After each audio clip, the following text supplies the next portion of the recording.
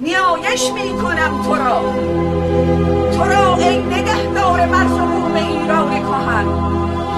پایدار ساز سرزمین نیاکان مرا، سرزمینی که نور دانش و بینش بر دنیای تاریک و سیاه باشد، سرزمینی که خانه نیاکان خویشان و دوستان من است، آنها که راه راستی و سروری برگزیدند، راهی که راه تو و سروری که از آن پویندگان راه توست.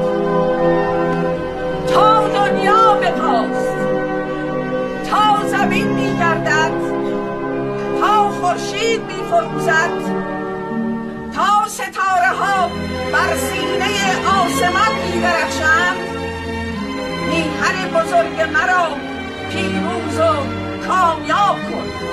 مرزهای میهن مرا از گرفتن نیروهای اهریمنی دور بدار.